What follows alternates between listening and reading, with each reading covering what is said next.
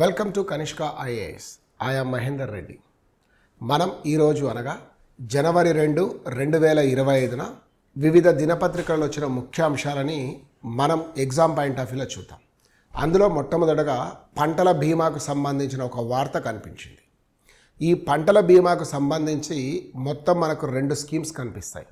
అందులో ఒకటి ప్రధానమంత్రి ఫసల్ బీమా యోజన, అంటే ప్రధానమంత్రి పంటల బీమా యోజన అనేది ఒకటైతే, రెండవది వచ్చేసి restructured weather based crop insurance scheme.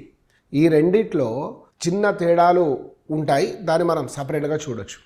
So దీనికి సంబంధించిన దాన్ని కంటిన్యూ చేయాలి అన్నది ప్రభుత్వం ఒక నిర్ణయం తీసుకున్నది. వాస్తవంగా జరిగింది ఏంటంటే, మొన్న మంగళవారం నాటికే, అంటే నిన్నటికే ఈ స్కీమ్ అనేది ఆ టైం పీరియడ్ అయిపోతే మళ్ళీ దాన్ని కంటిన్యూవేషన్ అనేది చేస్తున్నారు. దీనికి సంబంధించి కూడా దాదాపు 3,060 కోట్ల రూపాయలను అదనంగా కేటాయించినట్టుగా కూడా తెలిసింది. దీంతోపాటు మరొకటి ఇందులో ఎస్టెక్ అనే దాన్ని కూడా యూజ్ చేయాలి దీనికి సంబంధించి అనుకున్నారు. అది ఎస్టెక్ ఏంటంటే మనకు yield estimate system using technology అనేది ఈ ఎస్టెక్ అనేది. సో పంటల ఉత్పత్తి ఆధారితంగా ఒక అంచనా వేయడం కోసం కూడా టెక్నాలజీని వాడుకోవాలనుకున్నారు.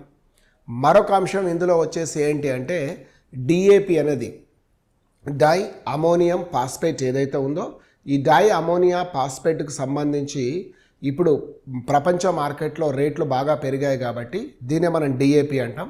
సో భారతదేశంలో రైతులకు 3,850 కోట్లు ఇప్పుడు దాని రాయితీల కోసం ఇస్తారు. సో గతంలో 2,500 కోట్ల దాకా ఇచ్చి ఉండే.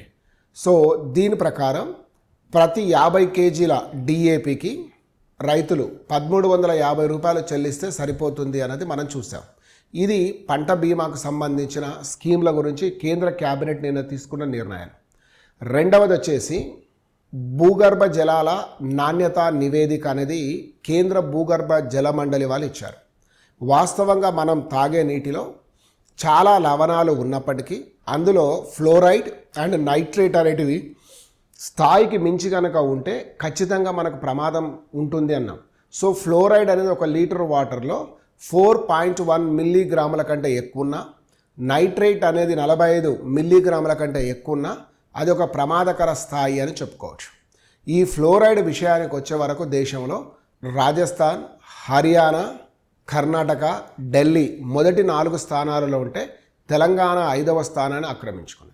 మరి దేశంలోనే జిల్లాల వారీగా చూసినప్పుడు తెలంగాణలోని యాదాద్రి జిల్లా అనేది 5వ స్థానంలో ఉంది.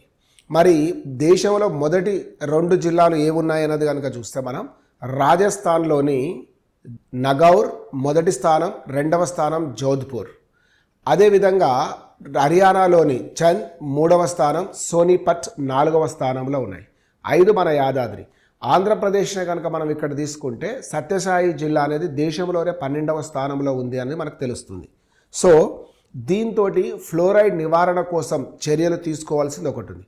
ఇందులో భాగంగానే కేంద్ర ఈ భూగర్భ జల మండలి వాళ్ళు బీహార్ రాష్ట్రాన్ని అభినందించారు. అదేంటంటే ప్రతి గ్రామంలో కూడా నీటి శుద్ధి కేంద్రాన్ని ఏర్పాటు చేసినందుకు చేస్తాం. నైట్రేట్ విషయానికి వచ్చే వరకు కూడా ఇదే విధంగా మహారాష్ట్ర మొదటి స్థానంలో ఉంది, రాజస్థాన్, తమిళనాడు, ఆ తర్వాత తెలంగాణ 4వ స్థానంలో ఉందని చెప్పుకోవచ్చు. తెలంగాణలో దాదాపు 28 జిల్లాలలో నైట్రేట్ ఎంతో కొంత ప్రమాదకర స్థాయిలో ఉంది.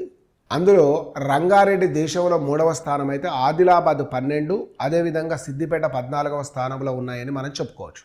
సో ఇది భూగర్భ జల మండలి, కేంద్ర భూగర్భ జల సంఘం వాళ్ళు ఇచ్చిన నివేదిక ప్రకారం.